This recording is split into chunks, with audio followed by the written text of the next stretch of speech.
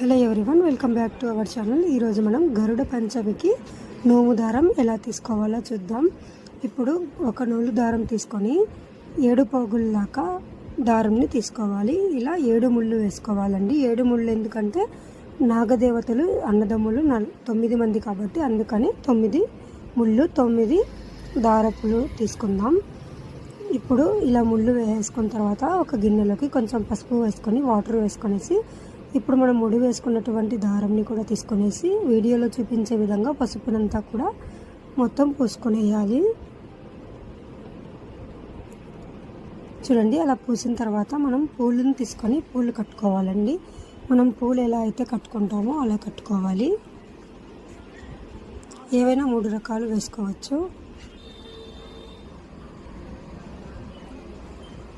అందులో మాసుపత్రి వేసుకోవడం వల్ల చాలా మంచిది.